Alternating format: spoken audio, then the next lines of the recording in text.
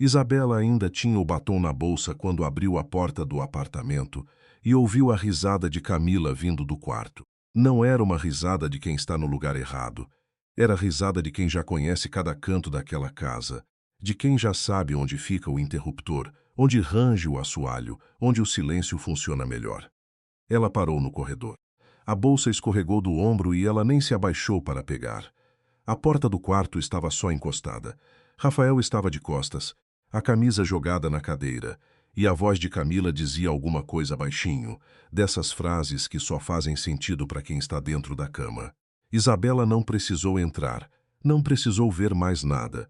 O corpo dela já tinha entendido antes da cabeça, e foi o corpo que a fez sair de novo para o corredor, encostar as costas na parede e ficar ali, respirando devagar, como se estivesse tentando não fazer barulho numa casa que já não era mais silenciosa havia muito tempo. Foi Rafael quem saiu primeiro. Vestindo só a calça, o cabelo bagunçado, ele parou na porta do quarto e viu a esposa parada no corredor, os olhos fixos numa mancha qualquer na parede. Isa, só isso, nem desculpa, nem explicação, só o nome dela, dito daquele jeito que as pessoas usam quando já sabem que não tem mais volta. Camila apareceu atrás dele segundos depois, enrolada no lençol, e por um instante os três ficaram ali, parados, como se ninguém soubesse qual era a próxima fala do roteiro.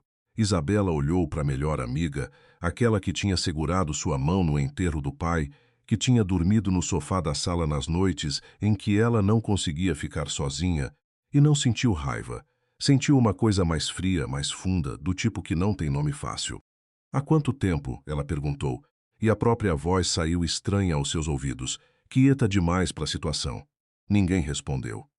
Há quanto tempo, Rafael? Ele passou a mão pelo cabelo, olhou para o chão e disse um número de meses que doeu mais do que qualquer outra coisa naquele dia inteiro. Isabela fez as contas na cabeça sem querer. Aquilo tinha começado antes da viagem para o Rio, antes do aniversário da mãe dele, antes de tanta coisa que ela achava que tinha sido só ela e ele. Ela pegou a bolsa do chão, ajeitou o casaco nos ombros e disse que ia trabalhar. Rafael tentou segurar o braço dela, e ela tirou a mão dele com um gesto tão calmo que assustou mais do que se ela tivesse gritado. Depois a gente conversa, foi tudo que ela disse, e saiu. No elevador, sozinha, encostada no espelho, ela deixou o rosto cair só por um segundo. Um segundo. Depois ajeitou o cabelo, respirou fundo, e quando as portas se abriram no térreo, já estava com a cara de sempre, aquela que o mundo conhecia. A cara de gerente de projetos discreta, competente, que ninguém questionava e ninguém realmente enxergava. Só que o dia ainda não tinha nem começado a mostrar as garras. Às 9h30 da manhã, quando Isabela chegou no escritório da incorporadora onde trabalhava havia 4 anos, encontrou o segurança da portaria com uma cara esquisita. Dona Isabela, a senhora tem que subir na sala de recursos humanos. Ela não gostou do tom. Na sala, um homem de terno cinza que ela nunca tinha visto antes lhe entregou um envelope pardo e uma caneta. Reestruturação de quadro. Ele disse, sem olhar direito para ela. A senhora está sendo desligada com efeito imediato. O acerto vai ser depositado em até 5 dias úteis. Reestruturação de quê? Isabela perguntou, e a voz dela, que minutos antes tinha ficado tão calma no elevador do próprio apartamento, agora tremia de um jeito que ela odiou.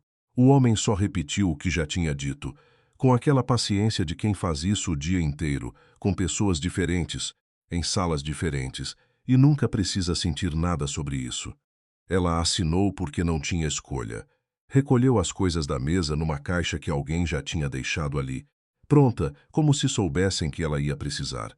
E foi só quando estava saindo do prédio, caixa debaixo do braço, que uma colega do financeiro, uma mulher de uns 50 anos chamada Fernanda, que sempre tinha sido gentil com ela, sem cobrar nada em troca, a puxou pelo braço perto da porta giratória. Isabela, escuta, isso não foi reestruturação nenhuma. Como assim? Fernando olhou para os lados antes de continuar baixinho. Chegou uma ordem direto da holding esta manhã, específica, com o seu nome. Eu vi o e-mail antes de apagarem. Ordem de quem? Fernanda hesitou. Eu não sei ler letras miúdas de organograma tão bem quanto você lia, Isabela. Só sei que veio de cima, de muito cima. Isabela saiu dali sem entender nada, e o dia ainda tinha mais para dar. Ela tentou ligar para o banco para verificar um boleto, e a atendente disse que a conta conjunta estava bloqueada por determinação judicial. Determinação judicial. Naquela mesma manhã, ela ligou para o celular de Rafael 3 vezes e caiu na caixa postal 3 vezes. Foi voltando para casa, ainda tentando entender como uma manhã podia desmoronar tão rápido, que ela viu os caminhões de mudança parados na frente do prédio. Não pode ser, ela sussurrou para si mesma, atravessando a rua quase correndo.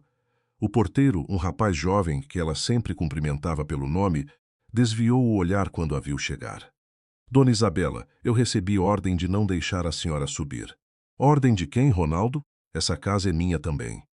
O apartamento está em nome só do senhor Rafael, Dona Isabela, e ele avisou hoje de manhã que ia colocar à venda. Os homens da mudança estão tirando as coisas da senhora. Ela ficou parada olhando os caminhões, as caixas com etiquetas escritas às pressas, um sofá que ela tinha escolhido com tanto cuidado sendo carregado para dentro de um baú, e teve a sensação estranha de estar assistindo à própria vida sendo desmontada por mãos que não eram as dela. Rafael apareceu na porta do prédio uns minutos depois, ainda com a mesma camisa mal abotoada de horas atrás, e teve a cara de pau de parecer surpreso ao vê-la ali. Isa, eu ia te ligar. Ia me ligar para quê, Rafael? Para me contar que perdi meu emprego, minha conta e agora minha casa, tudo no mesmo dia? Ou ia esperar eu descobrir sozinha como descobri tudo mais? Ele abriu a boca, fechou de novo. Atrás dele, um homem mais velho, de terno impecável, saiu do prédio conversando ao telefone, e só quando desligou é que reparou na cena. Algum problema? O homem perguntou, com uma tranquilidade que soava mais como controle do que como preocupação. Pai, Rafael disse, e a palavra saiu com um misto de alívio e vergonha. Essa é a Isabela, minha esposa. O pai de Rafael olhou para ela de cima a baixo, o tipo de olhar que avalia e descarta ao mesmo tempo. Ah, aqui estava saindo, ele disse, como se falasse de um contrato vencido, e entrou no prédio sem mais nenhuma palavra. Isabela sentiu o rosto esquentar, não de vergonha, mas de uma raiva que finalmente estava encontrando espaço para existir.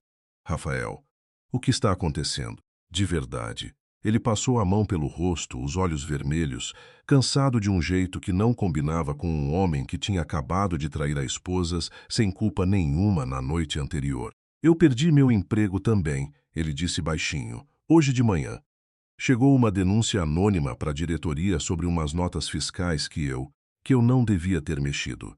Cortaram meu acesso, cancelaram meu cartão corporativo e meu pai disse que não vai mais bancar nada até eu resolver isso sozinho. E isso tem a ver comigo como? Não tem, ele disse, e pela primeira vez naquele dia pareceu realmente perdido. Só que tudo desabou junto. E eu não sei se é coincidência. Isabela ficou olhando para ele por um longo segundo, tentando entender se aquele homem, que ela tinha amado por 6 anos, estava mentindo ou estava, pela primeira vez desde que ela o conhecia, tão confuso quanto ela. Coincidência, ela repetiu baixinho, mais para si mesma do que para ele. Naquela noite, sem casa, sem trabalho, sem dinheiro na conta, Isabela foi parar no único lugar que ainda fazia sentido. O apartamento pequeno de Fernanda, a colega do financeiro, que tinha insistido tanto que ela nem teve energia para recusar. Senta aí, eu vou fazer um café, Fernanda disse, tirando roupa de cima do sofá para abrir espaço. Isabela sentou, ainda com a caixa de papelão no colo, aquela mesma caixa que tinham deixado pronta para ela naquela manhã, como se soubessem que precisariam dela. Fernanda, eu preciso te perguntar uma coisa e preciso que você seja sincera. Pode perguntar. Você falou que a ordem de me demitir veio de muito cima. De quem, exatamente? Fernanda parou de mexer no café, as costas viradas para ela. Eu vi o nome no e-mail antes de apagarem, Isabela. Mas juro que não fazia sentido nenhum para mim. Que nome? Fernanda se virou, o rosto tenso. Otávio Bittencourt. Isabela sentiu um frio passar pela nuca. Ela conhecia aquele nome. Todo mundo em São Paulo que trabalhava com incorporação e construção conhecia aquele nome. Bittencourt era dono de metade dos empreendimentos de luxo da Faria Lima e tinha fama de nunca aparecer, de mandar recado através dos outros, de nunca sujar as próprias mãos. Por que o Otávio Bittencourt ia querer me demitir? Eu nunca nem cheguei perto dele. Eu sou gerente de projetos, Fernanda. Não sou ninguém para alguém desse tamanho. Fernanda balançou a cabeça devagar. sem resposta, e entregou o café para ela. Eu não sei, Isabela, mas achei que você devia saber o nome. Isabela ficou olhando para o café sem tocar, a cabeça girando com perguntas que não tinham resposta ainda. E foi só quando estava quase adormecendo no sofá emprestado, horas depois, que uma lembrança pequena, quase esquecida, veio à tona. Ela lembrou de uma reunião, meses atrás, em que o nome de Bittencourt tinha aparecido numa planilha que ela via todo mês sem prestar muita atenção. A planilha de acionistas de uma holding chamada Cedro Participações, que era dona, entre outras coisas, de 70% da incorporadora onde ela trabalhava. E lembrou de uma coisa que sempre achou estranha e nunca questionou. Por que, numa empresa daquele tamanho, era sempre ela quem recebia diretamente, sem intermediários, os relatórios trimestrais mais sigilosos da diretoria, antes até do próprio superior dela. Aquilo não fazia sentido para uma gerente de projetos comum. Fazia sentido, só, se ela não fosse tão comum quanto todo mundo achava. 2 dias depois, Isabela estava sentada numa cadeira de plástico na sala de espera de um escritório de advocacia no centro da cidade, com uma pasta de documentos que Fernanda tinha ajudado a reunir. Precisava entender os próprios direitos. Precisava entender o que tinha acontecido com a conta bloqueada, com o apartamento, com tudo. A recepcionista chamou o nome dela e Isabela entrou numa sala pequena, onde um advogado de uns 40 anos, óculos de armação grossa, folheava rapidamente os papéis que ela tinha levado. Dona Isabela Duarte, ele disse, olhando para ela por cima dos óculos, a senhora sabe que seu nome de solteira aparece registrado como procuradora legal de uma empresa chamada Viveiros Holding desde 2019? Isabela franziu a testa. Deve ser algum erro. Eu nunca ouvi falar dessa empresa. O advogado deu de ombros, sem se importar muito, e continuou folheando os papéis do caso do apartamento, que era, no fim das contas, o motivo real daquela visita. Mas o nome ficou martelando na cabeça de Isabela pelo resto do dia. Viveiros era o sobrenome de solteira da mãe dela. Morta havia 8 anos, uma mulher discreta que Isabela sempre achou que tinha vivido e morrido sem deixar quase nada além de um apartamento pequeno em Santos e algumas joias de família. Naquela noite, no sofá de Fernanda, Isabela abriu o notebook velho que tinha conseguido salvar da mudança e pesquisou o nome da tal holding. Encontrou pouca coisa, quase nada de público, só um registro na junta comercial e um endereço fiscal que ficava, de forma estranhamente específica, no mesmo prédio onde funcionava o escritório particular de Otávio Bittencourt. Ela fechou o notebook devagar, o coração batendo forte, mas não disse nada para Fernanda. Ainda não. Alguma coisa dentro dela, um instinto que ela nunca soube que tinha, dizia que era melhor guardar aquilo para si mesma até entender o tamanho do que estava mexendo. Camila apareceu na porta do apartamento de Fernanda no quarto dia, os olhos inchados, sem maquiagem, um jeito de quem não dormia direito havia tempo. Eu sei que você não quer me ver, ela disse, parada no corredor, sem coragem de entrar. Mas eu precisava falar com você. Isabela ficou olhando para ela por um longo momento antes de deixar entrar. Não porque tinha perdoado nada. Só porque, no fundo, ainda queria entender. Sentaram na cozinha pequena, uma de frente para outra, e o silêncio durou mais do que qualquer palavra teria durado. Eu não vou pedir desculpa, Camila disse por fim. Sei que não adianta. Só quero que você saiba de uma coisa. Eu não procurei o Rafael, Isa. Foi ele quem... Não, Isabela cortou a voz firme. Eu não quero ouvir você jogando a culpa nele. Vocês dois sabiam o que estavam fazendo. Camila baixou os olhos, as mãos tremendo em volta da xícara de café que não tinha bebido. Você tem razão. Eu sei que tem. Ela ficou quieta por um instante olhando para a própria xícara e quando levantou os olhos de novo havia alguma coisa diferente ali, um medo que não parecia ter nada a ver com Rafael. Isabela, você não perdeu o emprego por acaso. E o Rafael não perdeu o dele por acaso também. Alguém está mexendo os pauzinhos e é bem maior do que a gente. Isabela sentiu o corpo todo ficar tenso. Como você sabe disso? Camila abriu a boca para responder, mas nesse momento o celular dela vibrou em cima da mesa, e ela olhou para a tela com um susto tão grande que derrubou a própria xícara. Eu preciso ir, ela disse, se levantando rápido demais, a cadeira raspando no chão. Camila, o que você sabe? Eu não posso, Isa. Eu queria poder, mas eu não posso. E saiu, quase correndo, deixando para trás só o café derramado na mesa e uma pergunta que ia continuar sem resposta por muito mais tempo do que Isabela imaginava. Foi uma semana depois, numa manhã de sábado, que Isabela recebeu uma carta que mudaria tudo. Não era um e-mail, não era uma ligação. Era uma carta de verdade, num envelope grosso, com um selo de cartório e o nome de um escritório de advocacia que ela nunca tinha ouvido falar, endereçada não para Isabela Duarte, e sim para Isabela Viveiros Duarte. Ela abriu com as mãos tremendo, sentada na cama emprestada do quarto de hóspedes de Fernanda. A carta era de um advogado chamado Décio Salgado, executor do espólio de uma tal de Amália Viveiros, falecida havia 8 anos.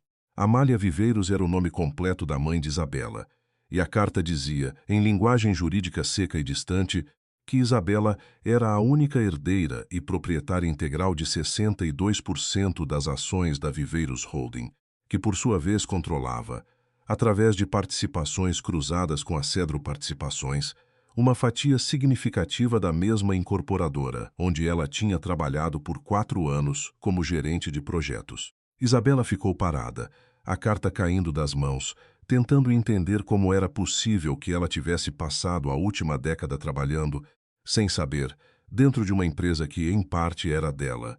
E como era possível que alguém em algum lugar soubesse disso havia muito mais tempo do que ela. Fernanda entrou no quarto naquele momento, viu a cara de Isabela e parou na porta. O que aconteceu? Isabela levantou os olhos, ainda tentando processar, e a voz saiu num sussurro que mal parecia dela mesma. Fernanda, eu acho que sei por que perdi meu emprego. Foi na segunda-feira seguinte que Isabela decidiu ir até o escritório de Décio Salgado, o advogado da carta, para entender de uma vez por todas o que estava acontecendo. O escritório ficava num prédio antigo no Centro Velho, nada parecido com os edifícios espelhados da Faria Lima, e o próprio Décio era um homem de uns 70 anos, óculos meio tortos, que a recebeu com uma calma que contrastava com o caos da última semana. Sua mãe era uma mulher muito cuidadosa. Senhora Duarte, ele disse, servindo café numa xícara desgastada. Ela sabia que, se deixasse tudo escancarado, alguém ia tentar tomar de você antes mesmo de você entender o que tinha em mãos. Por isso pediu para segurar essa herança em sigilo até você completar 30 anos, ou até que algum evento excepcional justificasse antecipar. Que evento excepcional? Décio olhou para ela por cima dos óculos tortos. Uma tentativa de fraude na composição acionária.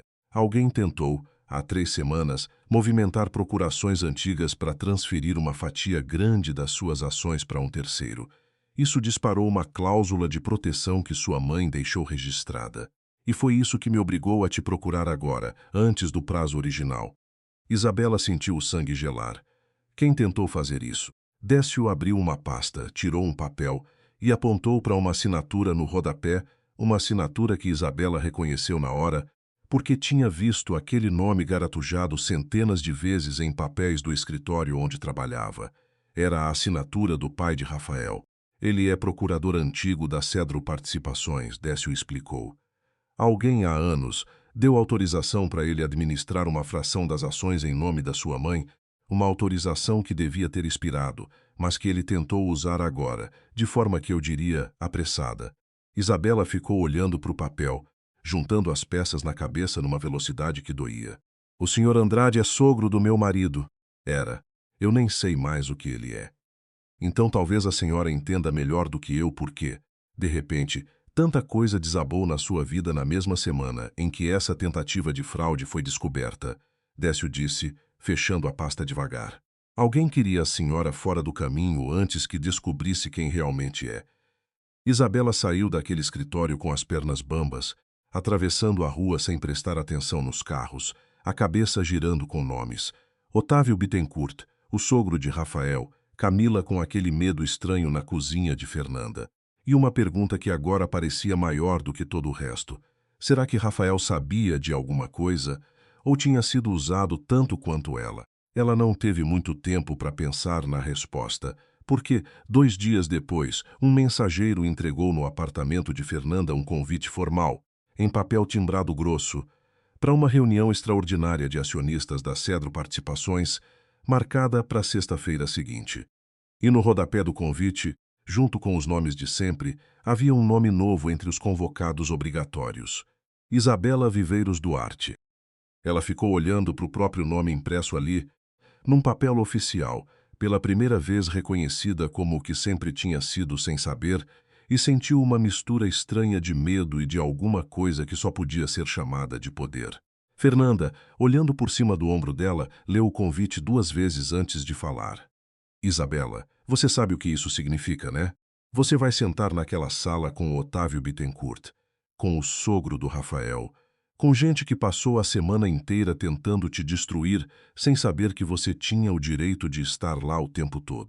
Isabela dobrou o convite devagar, guardou na bolsa e olhou para Fernanda com um jeito que a colega nunca tinha visto nela antes, nem nos 4 anos trabalhando lado a lado. Então acho bom eu ir preparada. Lá fora, a cidade seguia o ritmo de sempre, os carros buzinando, as pessoas correndo para pegar o metrô, sem fazer ideia de que, numa sala de reunião de vidro no coração financeiro de São Paulo, uma mulher que todo mundo achava ter sido destruída em um único dia estava prestes a descobrir que, na verdade, tinha sido apenas o começo. A sala de reunião da Cedro Participações ficava no 32º andar de um prédio de vidro na Faria Lima, com uma vista que fazia São Paulo parecer pequena, controlável, do tamanho que cabe numa maquete. Isabela chegou 15 minutos antes do horário marcado, um terninho cinza escuro que Fernanda tinha ajudado a escolher numa loja de segunda mão, o cabelo preso, a pasta com os documentos de Décio Salgado debaixo do braço. A recepcionista do andar olhou para ela com aquela desconfiança automática que se reserva para quem não parece pertencer àquele espaço e pediu que aguardasse. Isabela sentou numa poltrona de couro, as mãos frias, e ficou olhando para a porta de vidro fosco da sala principal, onde já se ouviam vozes abafadas. Foi Rafael quem chegou primeiro, sem saber que ela estaria ali. Ele parou no meio do corredor quando a viu, os olhos arregalados, como se estivesse vendo um fantasma. Isa, o que você está fazendo aqui? Eu fui convocada, ela disse, sem se levantar. E você? Meu pai me chamou. Disse que precisava de mim numa reunião importante. Ele olhou para o convite que ela segurava, tentando ler o nome impresso, e a expressão dele mudou devagar, como quem começa a montar um quebra-cabeça sem entender ainda a imagem final. Isabela Viveiros Duarte. Esse é você? Aparentemente eu sou muita coisa que eu mesma não sabia até semana passada, ela respondeu. E não havia raiva na voz dela, só um cansaço fundo, o tipo que vem de descobrir demais coisas em pouco tempo. Antes que Rafael pudesse perguntar mais alguma coisa, a porta de vidro se abriu e um assessor chamou os dois para dentro. A sala tinha uma mesa oval enorme, de madeira escura, e ao redor dela já estavam sentados uns 8 acionistas, a maioria homens de idade, ternos impecáveis, relógios caros. No topo da mesa, numa cadeira que parecia maior do que as outras só pela forma como ele se sentava nela, estava Otávio Bittencourt. Isabela reconheceu o rosto de fotos de revista de negócios, mas ao vivo ele parecia menor, mais comum, o tipo de homem que passa despercebido numa fila de banco e só revela o poder quando abre a boca. Ah, ele disse, quando Isabela entrou, um sorriso fino se formando devagar. A herdeira surpresa. Que bom que decidiu honrar o convite. Não sabia que tinha escolha. Isabela respondeu, sentando na cadeira que lhe indicaram, do outro lado da mesa, longe de Rafael, que se sentou ao lado do próprio pai sem saber muito bem onde encaixar o corpo. O pai de Rafael, Heitor Andrade, um homem de cabelo grisalho penteado para trás, olhou para Isabela com um desprezo mal disfarçado, o mesmo olhar que ela tinha recebido dele na porta do prédio dias atrás.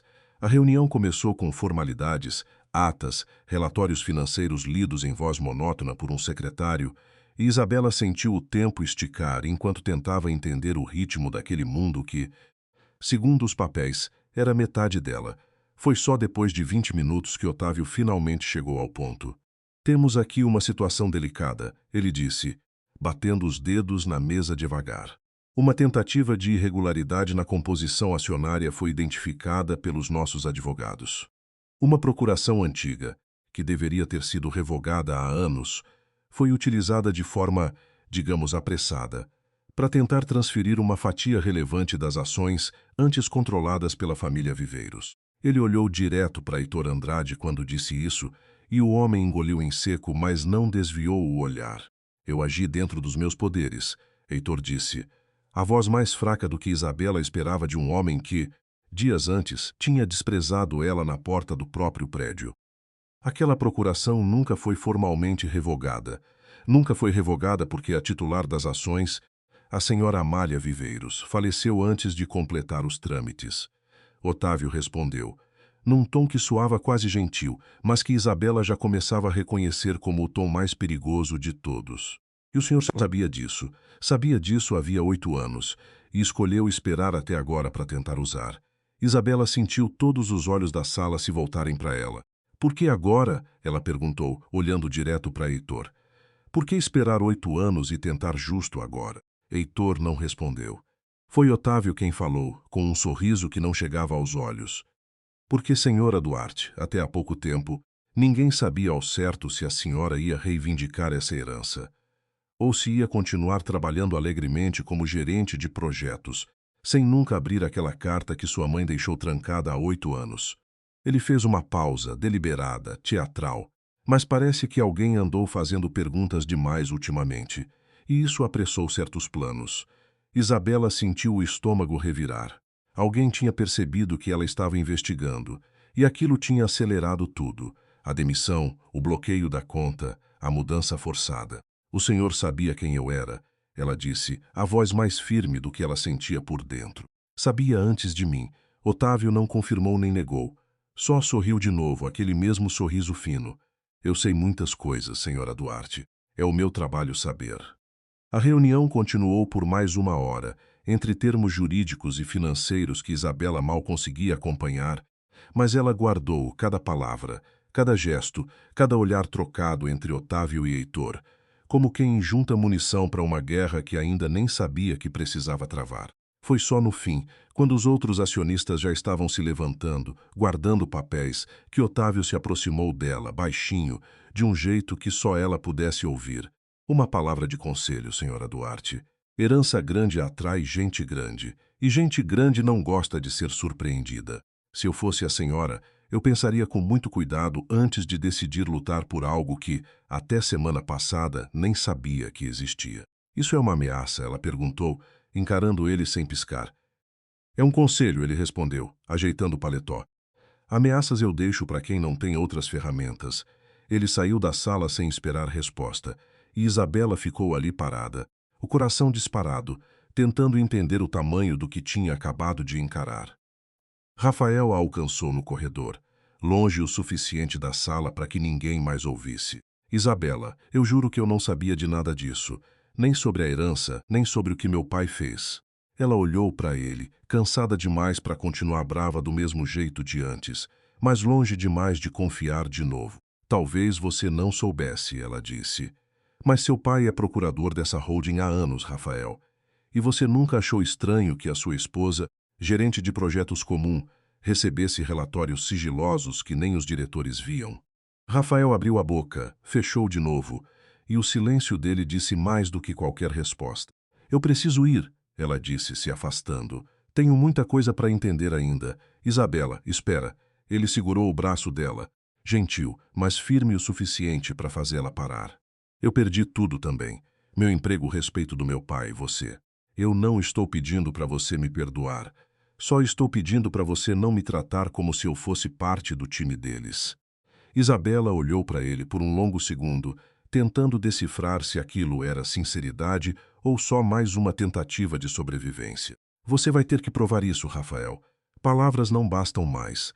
Ela soltou o braço da mão dele e foi embora, deixando-o parado no corredor de vidro, sozinho, cercado pela própria família que, ao que tudo indicava, também nunca tinha sido tão sua quanto ele achava.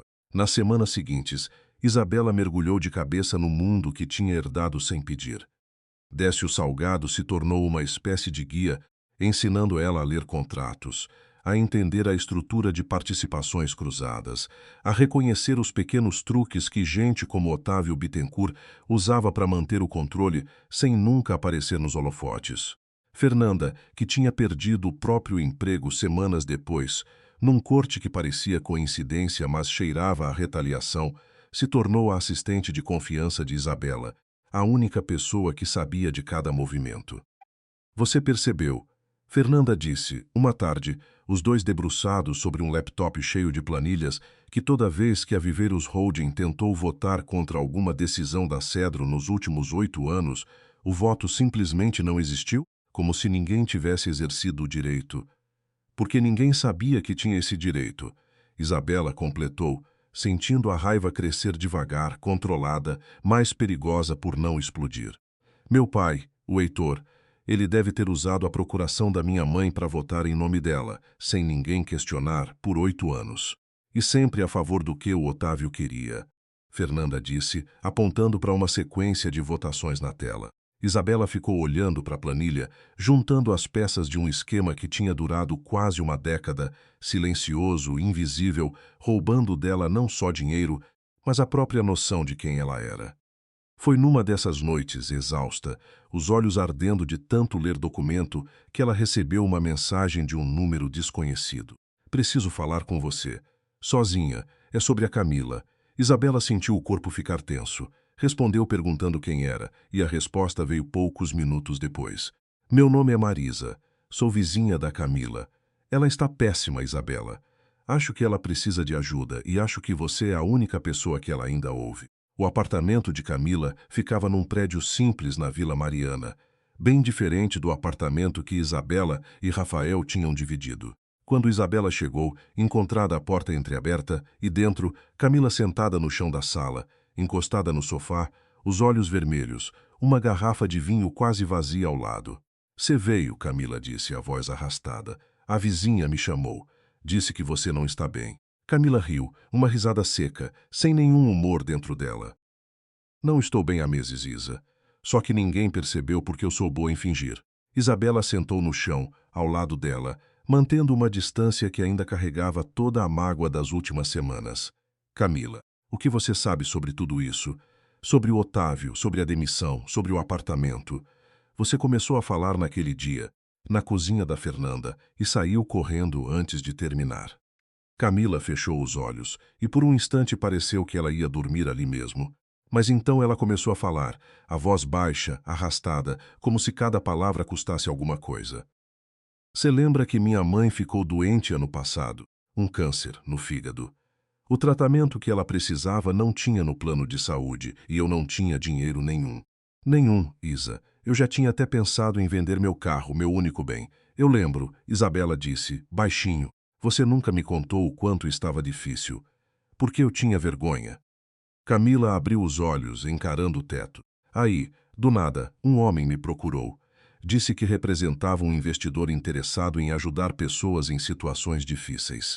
Pagou o tratamento inteiro da minha mãe. Inteiro, Isa. Sem eu pedir nada em troca no começo. Isabela sentiu um frio subir pela espinha. E depois? Depois ele voltou. Disse que precisava de um favor. Só um.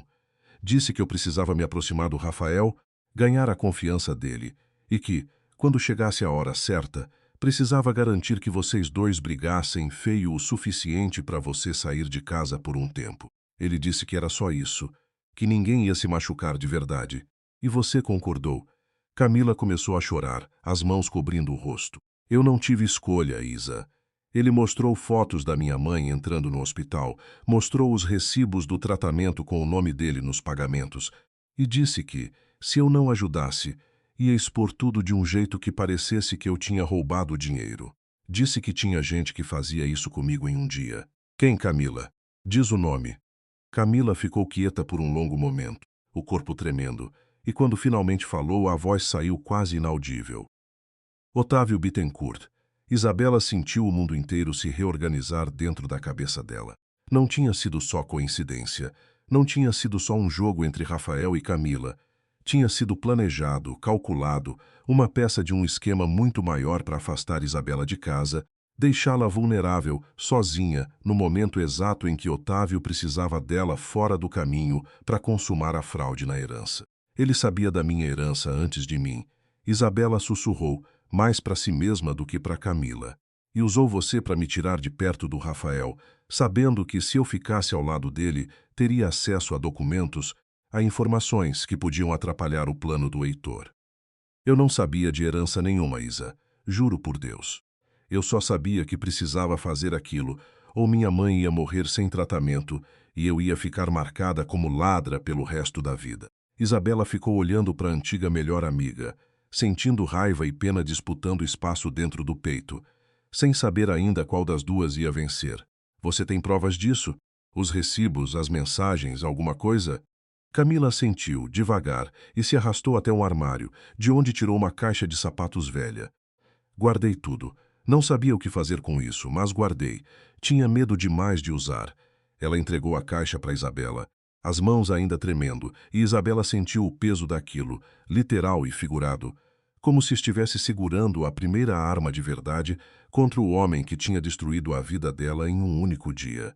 Isso não apaga o que você fez, Isabela disse, guardando a caixa com cuidado, mas talvez ajude a consertar uma parte. Camila assentiu, chorando, e Isabela saiu daquele apartamento com o coração dividido entre a raiva que ainda doía e a primeira ponta de um plano que, finalmente, começava a fazer sentido. Com as provas de Camila, os documentos de Décio Salgado e as planilhas que Fernanda tinha organizado com uma paciência de formiga, Isabela passou a próxima semana estudando cada detalhe do esquema. Otávio Bittencourt não trabalhava sozinho. Havia uma rede de procurações antigas, votos manipulados e uma estratégia clara. Enfraquecer a posição da família Viveiros dentro da Cedro Participações até que fosse possível, através de uma manobra legal complexa, diluir a participação dela a ponto de torná-la irrelevante. E o motivo para tudo aquilo, Isabela descobriu numa madrugada, revirando registros antigos que Décio conseguiu através de contatos na junta comercial. Era mais pessoal do que ela imaginava.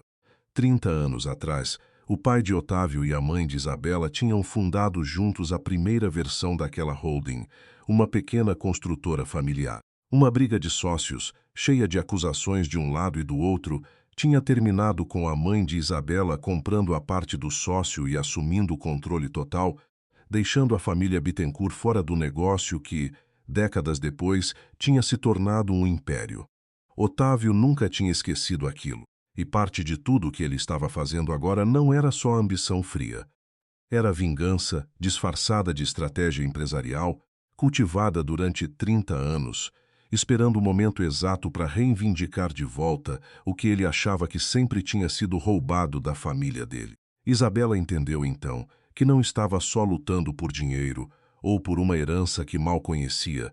Estava entrando numa guerra que tinha começado antes dela nascer. Foi Rafael quem apareceu, uma noite, no pequeno escritório improvisado que Isabela tinha montado num quarto extra do apartamento de Fernanda.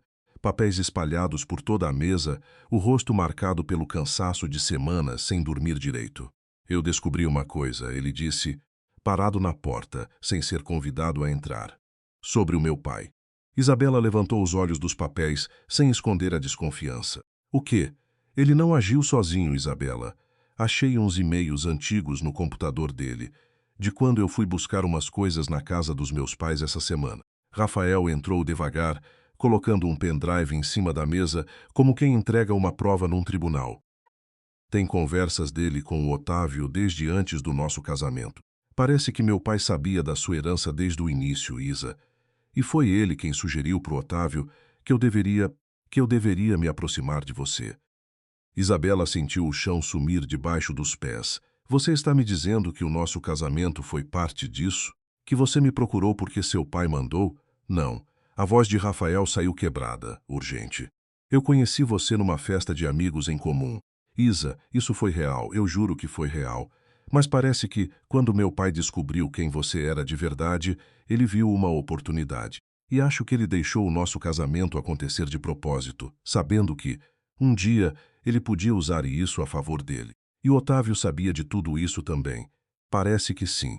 Isabela ficou olhando para o pendrive em cima da mesa, sentindo o peso de mais uma camada de mentira se somando às outras. Não era só Camila.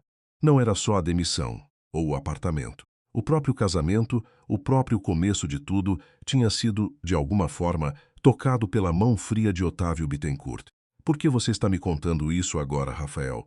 Você podia simplesmente ter ficado quieto. Ele a encarou, os olhos cansados, mas firmes. Porque eu já perdi tudo que eles queriam que eu perdesse para ficar do lado deles, Isabela. Meu emprego, meu apartamento, o respeito do meu pai. A única coisa que ainda pode significar alguma coisa é escolher, agora, de que lado eu fico. E eu escolho o seu. Isabela não respondeu na hora.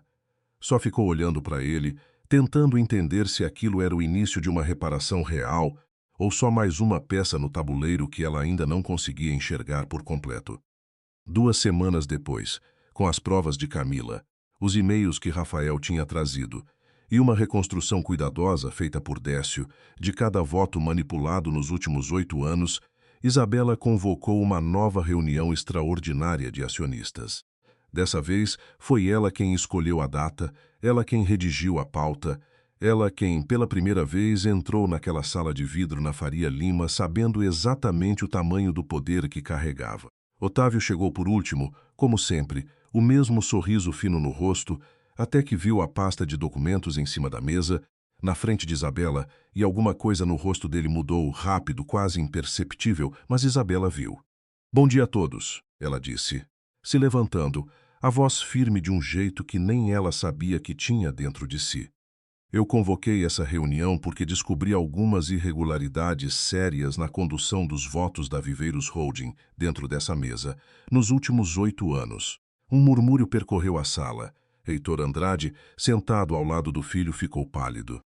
"Tenho aqui documentação", Isabela continuou, distribuindo cópias organizadas por Fernanda, que mostra o uso indevido de uma procuração vencida em nome da minha mãe falecida, para validar votos que nunca foram autorizados por mim, a única herdeira legítima. "Isso são acusações graves, senhora Duarte", Otávio disse. A voz ainda calma, mas com uma tensão nova por baixo. "Espero que tenha provas sólidas antes de fazer esse tipo de afirmação numa sala cheia de acionistas." "Tenho", ela respondeu sem hesitar. "E tenho mais do que isso."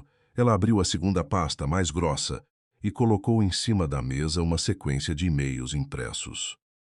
"Tenho provas de que o Sr. Heitor Andrade estava em contato direto com o Sr. Bittencourt desde antes do meu casamento, discutindo formas de se aproximar de mim através do próprio filho dele, com o objetivo claro de manter controle sobre uma herança que o Sr. Bittencourt já sabia, há anos, que me pertencia." A sala ficou em silêncio absoluto.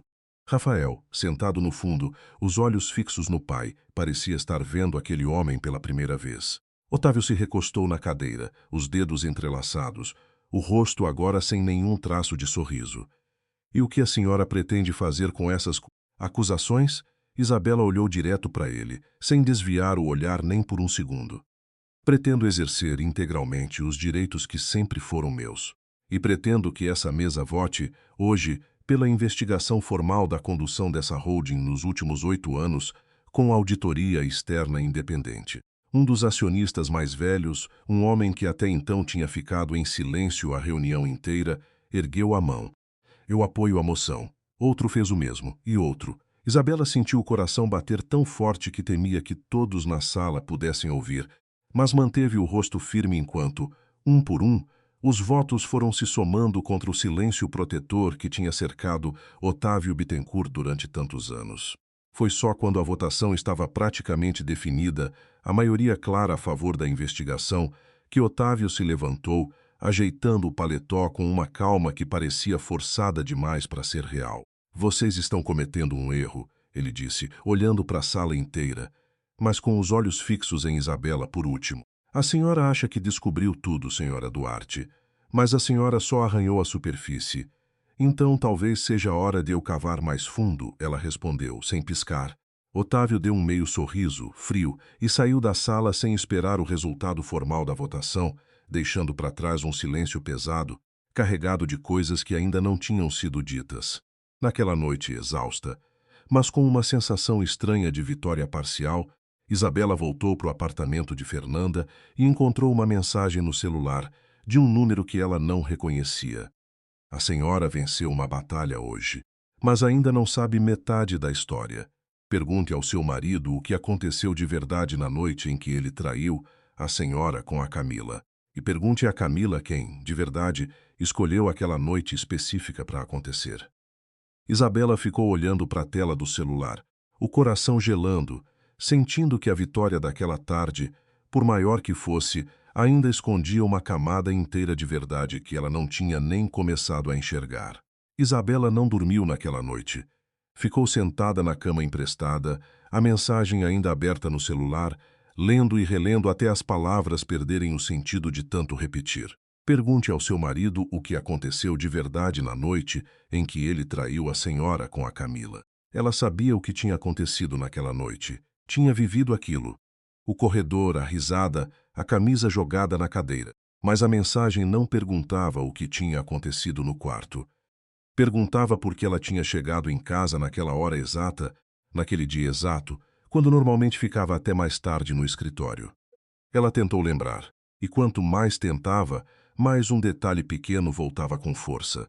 Naquela tarde, ela tinha recebido uma mensagem de um número desconhecido, um número que ela nunca chegou a salvar, dizendo que Rafael estava se comportando de um jeito estranho e que talvez fosse bom ela passar em casa mais cedo. Ela tinha achado estranho na hora, mas, no meio da correria do trabalho, tinha esquecido o assunto rápido demais, atribuindo aquilo a algum engano, um número errado, uma brincadeira de mau gosto.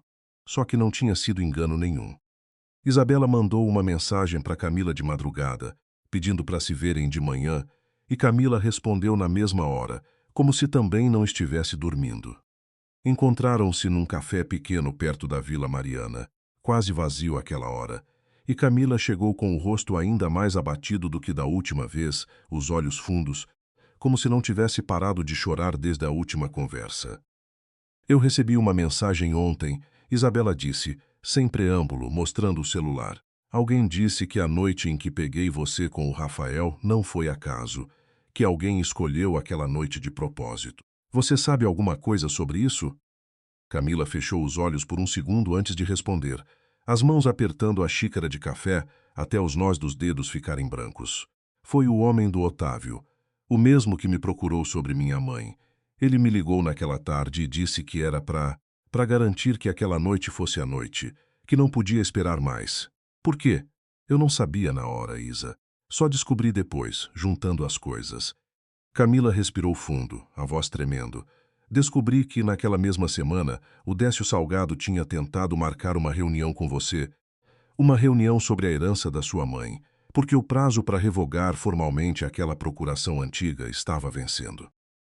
Se você descobrisse a herança antes daquele prazo, o Heitor não ia conseguir usar a procuração para votar do jeito que usou. Isabela sentiu o corpo inteiro ficar rígido. Então eles precisavam que eu estivesse ocupada demais, destruída demais, para atender aquela reunião. Precisavam que você estivesse fora de casa, sem apoio, focada em outra coisa, exatamente naqueles dias. Camila baixou os olhos, e eu fui a ferramenta que garantiu isso. Eu sabia que ia te machucar, Isa. Só não sabia que ia te machucar por um motivo tão calculado. Isabela ficou em silêncio por um longo momento, olhando para o café esfriando na frente dela, sentindo uma dor nova se somar às antigas, a dor de entender que até o momento mais íntimo e humilhante da sua vida tinha sido, na verdade, uma peça de xadrez movida por mãos que nunca se sujavam. E o Rafael? Ela perguntou, por fim. Ele sabia que aquela noite tinha sido escolhida? Não. Camila balançou a cabeça, firme. Isso eu tenho certeza. O Rafael nunca soube de nada disso. Ele se aproximou de mim porque eu estava lá, porque eu insisti, porque era meu trabalho fazer aquilo acontecer. Mas ele não sabia que era parte de um plano maior. Ele achou, até onde eu sei, que estava fazendo algo errado por conta própria, não por manipulação de ninguém. Isabela sentiu devagar, guardando aquilo junto com todo o resto, uma peça a mais num quebra-cabeça que já tinha ficado grande demais para caber só na raiva dela. Rafael tinha passado os últimos dias tentando, à sua maneira, consertar alguma coisa. Sem contar a Isabela, ele tinha marcado um encontro com Otávio Bittencourt, achando que conseguiria negociar, homem a homem, uma trégua que protegesse ao menos parte do que restava. O encontro aconteceu num restaurante discreto, longe dos olhos de qualquer conhecido, e Otávio recebeu Rafael com uma cordialidade que deveria ter soado como aviso. Fico feliz que tenha vindo, Otávio disse, servindo vinho para os dois. Imaginei que mais cedo ou mais tarde você ia querer resolver isso como homem, não escondido atrás da sua esposa. Eu não vim negociar nada contra ela, Rafael respondeu, tenso. Vim pedir que você pare com isso. Ela já perdeu o suficiente. Otávio sorriu, aquele sorriso fino que Isabela já tinha aprendido a temer. Eu tenho uma proposta melhor. Você assina um documento reconhecendo que agiu de má fé ao se aproximar da sua esposa por interesse na herança dela, o que, convenhamos, tecnicamente é verdade, já que seu pai te colocou nesse casamento sabendo quem ela era. Em troca, eu suspendo a auditoria por 6 meses, tempo suficiente para reorganizar algumas coisas de forma mais discreta. E sua esposa recupera o apartamento, o carro, uma indenização generosa. Todo mundo sai satisfeito. Rafael, exausto, sentindo que talvez aquilo fosse a única forma de proteger Isabela de mais dor, assinou o documento sem ler cada linha com o cuidado que devia, confiando demais na própria pressa de consertar o que tinha ajudado a quebrar. Foi só 2 dias depois, quando Décio Salgado analisou uma cópia do documento que vazou até o escritório dele, que a real armadilha ficou clara. Isabela, Décio disse a voz grave, chamando ela para uma reunião urgente. Esse documento que o seu marido assinou não é uma simples confissão. Tem uma cláusula escondida no meio do texto que suspende automaticamente qualquer processo movido pela senhora contra a Cedro Participações pelos próximos 2 anos, alegando conflito de interesse por causa do relacionamento conjugal. Ele, sem perceber, praticamente paralisou a nossa auditoria.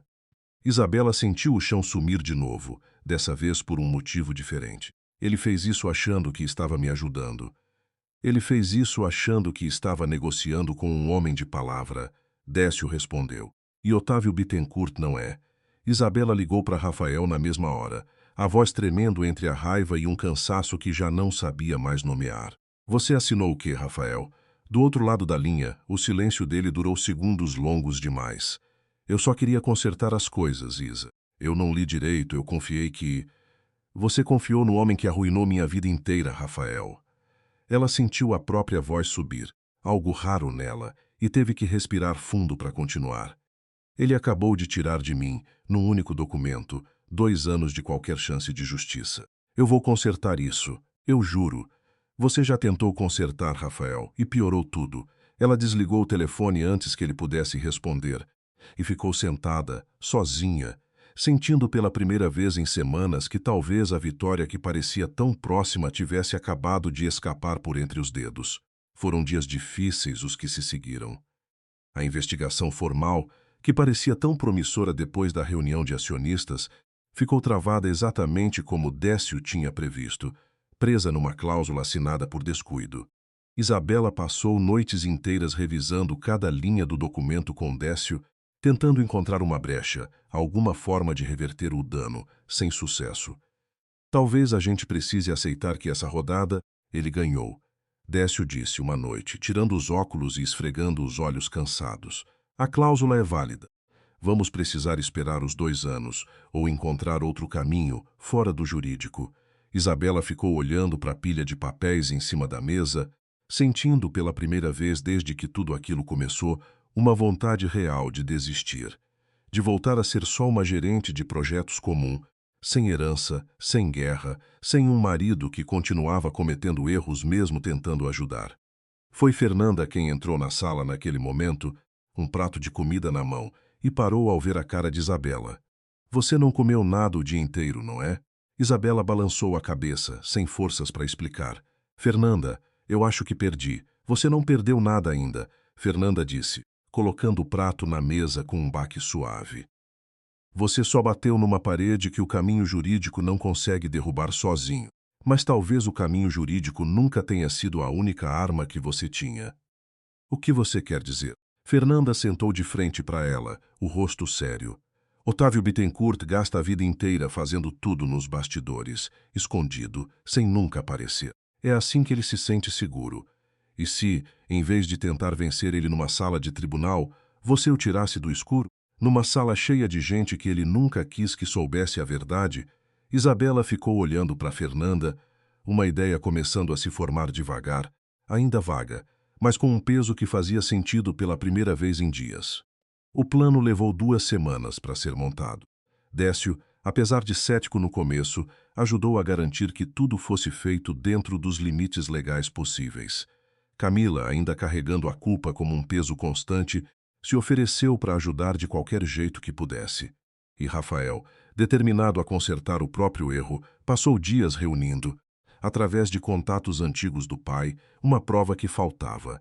Registros financeiros que ligavam Otávio a pagamentos irregulares feitos a Heitor Andrade ao longo dos anos, disfarçados de consultorias, mas que, na verdade, eram o preço pago pela lealdade silenciosa dele. Meu pai não fez isso só por status, Rafael disse, entregando os papéis para Isabela, os olhos marcados por noites mal dormidas. Ele fez isso porque estava endividado até o pescoço e o Otávio sabia disso antes de qualquer outra pessoa. Ele comprou meu pai, Isabela, do mesmo jeito que tentou comprar a Camila. Isabela olhou para ele, sentindo, apesar de tudo, uma ponta de reconhecimento por aquele esforço. Isso pode não apagar o que você assinou, mas ajuda. Eu sei que não apaga, ele disse, baixinho. Eu só queria fazer alguma coisa certa, para variar. O plano de Isabela era simples na ideia, complexo na execução. Convocar um evento público, um jantar de premiação que a própria Cedro Participações organizava todo ano para celebrar parcerias no setor imobiliário. Um evento que Otávio sempre presidia, cercado de imprensa especializada, investidores e figuras importantes do mercado que ele passava a vida cultivando com cuidado. Era ali, num palco que ele mesmo tinha construído para reforçar sua própria imagem impecável, que Isabela pretendia expor tudo. A noite do jantar chegou com um salão decorado de forma discreta e elegante, taças de cristal, mesas redondas, um palco ao fundo onde, mais tarde, os prêmios seriam entregues. Isabela chegou de vestido azul marinho, o cabelo solto pela primeira vez em semanas, sentindo o coração bater forte, mas o rosto firme. Otávio a viu chegar e atravessou o salão para cumprimentá-la, o sorriso de sempre no rosto, como se as últimas semanas não tivessem acontecido. Que bom que aceitou o convite, senhora Duarte. Achei que talvez não tivesse estômago para aparecer depois da contratempo jurídico recente. Eu não perderia essa noite por nada. Isabela respondeu, sorrindo de volta, um sorriso que escondia tudo o que estava por vir. O jantar seguiu seu curso, os pratos servidos, os brindes de praxe, até que chegou o momento em que Otávio subiu ao palco para fazer o discurso anual, aquele em que sempre falava sobre legado, sobre a importância de construir com integridade, sobre o nome da família Bittencourt como sinônimo de confiança no mercado. Foi no meio desse discurso, quando ele falava sobre integridade com aquela tranquilidade costumeira, que Isabela se levantou da mesa e caminhou até o microfone, auxiliar montado num canto do salão, o mesmo que era usado para perguntas da imprensa depois dos discursos. Se me permite, ela disse, a voz ecoando pelo salão, cortando o discurso de Otávio pela metade. Um murmúrio percorreu as mesas. Otávio, no palco, ficou parado, o sorriso ainda no rosto, mas os olhos de repente muito mais atentos. Senhora Duarte, ele disse, tentando manter o tom leve. Estamos no meio de um discurso. Eu sei, Isabela respondeu. E acho que é o momento perfeito para falar sobre integridade também. Ela olhou para a sala cheia, jornalistas de revistas de negócios entre os convidados, investidores importantes, e começou a falar, a voz firme, cada palavra escolhida com o cuidado de semanas de preparação. Meu nome é Isabela Viveiros Duarte. Sou filha de Amália Viveiros, cofundadora dessa holding há 30 anos, e herdeira legítima de 62% das ações da Viveiros Holding, que hoje tem participação relevante dentro dessa mesma empresa que o Sr. Bittencourt acabou de descrever como símbolo de integridade. Otávio desceu do palco devagar, o rosto tenso, tentando calcular o próximo movimento. Isso não é hora nem lugar para discussões societárias, senhora Duarte. Concordo que não é o lugar habitual, ela respondeu, sem se abalar. Mas talvez seja exatamente o lugar certo para que essas pessoas saibam que, nos últimos 8 anos, votos em nome da minha mãe foram usados sem autorização, através de uma procuração vencida, para favorecer decisões que beneficiavam diretamente o Sr. Bittencourt. Ela distribuiu, com a ajuda de Fernanda e Camila, cópias resumidas de parte da documentação entre os jornalistas presentes, que começaram a folhear, sussurrando entre si, e que, quando descobri quem eu era de verdade, fui demitida no mesmo dia em que meu casamento desmoronou e no mesmo dia em que minha conta bancária foi bloqueada. Tudo coordenado, segundo documentos que tenho aqui, pelo Sr. Bittencourt e por Heitor Andrade, que recebia pagamentos disfarçados de consultoria em troca de manter esse esquema funcionando em silêncio. O nome de Heitor fez Rafael, sentado numa mesa próxima, baixar a cabeça, o rosto tomado de vergonha, mas ele não desviou o olhar do que estava acontecendo. Otávio, sentindo o controle da sala escapar, finalmente deixou a máscara de calma cair um pouco. A senhora acha que sabe tudo. Mas não sabe nada, ele disse, a voz mais alta agora, perdendo a compostura de anos de treino. A senhora quer falar de integridade? Deixa eu contar uma história de verdade para essas pessoas. Ele se virou para a sala, o rosto vermelho. O pai dessa moça, quer dizer, a mãe dela, comprou a parte da minha família nessa empresa por uma fração do que valia, aproveitando o momento em que meu pai estava doente, sem forças para brigar, sem dinheiro para contratar bons advogados. 30 anos e a família Bittencourt nunca mais teve o nome ligado ao que construiu do zero. Então sim, eu passei a vida inteira trabalhando para reconstruir o que era nosso por direito. E não vou pedir desculpa por isso. A sala ficou em silêncio absoluto e por um instante, num tom quase convincente, aquilo quase soou como justiça também, uma dor antiga finalmente exposta, uma ferida que fazia sentido. Foi Heitor Andrade quem quebrou o silêncio, se levantando devagar da mesa onde estava sentado, o rosto pálido. Otávio, do que você está falando? Você me disse que era só uma questão de negócios, que era só uma correção de uma injustiça histórica, que ninguém ia se machucar de verdade. Otávio olhou para ele, e pela primeira vez naquela noite algo em seu rosto vacilou, rápido, quase imperceptível, mas Isabela viu, e soube que ali estava a rachadura que precisava. Heitor, agora não é hora. Você me usou, Heitor disse, a voz tremendo, mais de raiva do que de medo agora. Eu vi os papéis que meu filho trouxe. Você estava planejando me tirar do conselho assim que a auditoria fosse enterrada, não estava? Eu ia ser descartado do mesmo jeito que descartou todo mundo que usou nesse caminho. Otávio não respondeu na hora, e aquele silêncio, na frente de jornalistas e investidores, disse mais do que qualquer negativa poderia ter dito. Eu não tive escolha. Heitor, ele disse, por fim, a voz baixa agora, cansada, o verniz todo caído. Ninguém que constrói alguma coisa grande carrega peso morto para sempre. Um dos investidores mais antigos da mesa principal, um homem de uns 80 anos que Isabela reconheceu de fotos antigas ao lado da própria mãe, se levantou devagar. Otávio, eu conheci seu pai, e com todo respeito, acho que ele ficaria envergonhado de ver no que você transformou a dor dele. Aquela frase pareceu atingir Otávio mais fundo do que qualquer documento tinha atingido a noite inteira. Ele ficou parado, os ombros caídos, olhando para a sala cheia de pessoas que, minutos atrás, o tratavam como o homem mais respeitado do setor, e agora só o olhavam com uma mistura de choque e desprezo. Vocês não entendem, ele disse, mas a voz já não tinha mais força nenhuma. Ninguém nunca entende o que custa reconstruir um nome. Ele saiu do salão devagar, sem correr, sem se explicar mais, carregando nos ombros o peso de 30 anos de plano desmoronando na frente de exatamente as pessoas que ele mais queria impressionar. Nas semanas que se seguiram, a exposição pública acelerou o que a via jurídica tinha travado. Com a reputação manchada e investidores se afastando em massa, Otávio perdeu, aos poucos, o controle que tinha sobre a Cedro Participações. A cláusula que Rafael tinha assinado por engano acabou se tornando irrelevante diante da pressão pública e de novos processos movidos por outros acionistas que, vendo a fraude exposta, decidiram agir por conta própria.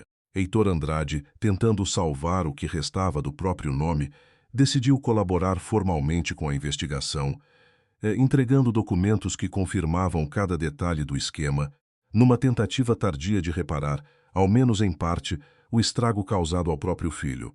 Camila, depois de depor voluntariamente, Enfrentou as consequências legais do que tinha feito, mas o fato de ter cooperado desde o início, de ter guardado provas mesmo com medo, pesou a favor dela. Isabela não a perdoou de imediato e talvez nunca fosse perdoar do mesmo jeito de antes, mas encontrou espaço, aos poucos, para alguma coisa parecida com paz. Numa tarde, meses depois, Isabela encontrou Camila arrumando as próprias coisas num apartamento novo, bem menor, decidida a recomeçar longe daquele mundo todo. Eu vou para Fortaleza, Camila disse, dobrando uma camisa dentro de uma mala. Minha tia mora lá, tem uma escola pequena, precisa de professora de artes. Não é nada parecido com o que eu fazia antes, mas talvez seja exatamente o que eu preciso. Isabela ficou parada na porta, observando a antiga melhor amiga fechar aquela mala, aquele capítulo. Cuida da sua mãe, foi tudo que Isabela disse, e Camila sentiu, os olhos cheios, sem tentar dizer mais nada além disso. Rafael, por sua vez, passou aqueles meses reconstruindo alguma coisa mais silenciosa. Recusou qualquer ajuda financeira que Isabela, agora com controle recuperado sobre a própria herança, poderia ter oferecido. Conseguiu um emprego modesto numa construtora pequena, longe do nome do pai, trabalhando de baixo, aprendendo de novo o que era ganhar alguma coisa sem que ela viesse pronta. Ele nunca pediu para voltar. Nunca fez discurso grande sobre arrependimento. Só apareceu, semana após semana, nas manhãs de sábado em que Isabela ainda ia visitar o túmulo da mãe, ficando um pouco atrás, em silêncio, sem invadir aquele espaço, só presente. Foi numa dessas manhãs, um sábado de sol fraco, que Isabela finalmente se virou para ele, depois de arrumar as flores no túmulo. Você não precisa continuar vindo aqui, Rafael. Eu não vou embora se você não vier. Eu sei, ele disse, as mãos nos bolsos. Eu venho porque quero, não porque preciso provar nada para você. Isabela olhou para ele, para o jeito cansado e mais humilde com que ele carregava o próprio corpo agora, tão diferente do homem que ela tinha conhecido numa festa tantos anos atrás. Eu ainda não sei se a gente tem futuro, Rafael. Depois de tudo. Eu também não sei, ele disse, com uma sinceridade que ela não lembrava de ter visto nele antes. Mas eu aprendi nesses meses que não dá para reconstruir nada rápido. Então eu não vou apressar você. Só vou continuar aparecendo, se você deixar. Isabela não respondeu com palavras, só estendeu a mão, pegou a dele, e ficaram ali por um instante, olhando para o nome gravado na pedra, dois estranhos aprendendo devagar a virar, quem sabe, alguma coisa nova de novo. Isabela assumiu oficialmente a presidência do Conselho da Viveiros Holding 6 meses depois daquele jantar, com Fernanda ao seu lado como diretora de operações e Décio Salgado como conselheiro jurídico permanente. O nome Bittencourt desapareceu, aos poucos, dos corredores da Faria Lima, substituído por uma gestão que Isabela prometeu, na primeira reunião como presidente, jamais deixar-se esconder atrás de procurações silenciosas de novo. Numa das últimas noites daquele ano, sozinha no escritório que antes pertencia a Otávio, agora com o próprio nome na porta, Isabela ficou olhando para a cidade pela janela, as luzes de São Paulo se espalhando até onde a vista alcançava. Pensou na mulher que tinha sido há um ano, parada num corredor de apartamento, ouvindo uma risada que não devia estar ali. Pensou em tudo que tinha perdido naquele único dia, e em tudo que, sem saber, já estava esperando por ela do outro lado daquela perda. Ela não sabia ainda se ia dar certo com Rafael, não sabia se um dia ia conseguir confiar de novo do mesmo jeito de antes. Mas sabia, agora, olhando para a cidade lá embaixo, que não era mais a mulher que alguém podia tirar de casa com uma ordem assinada às pressas.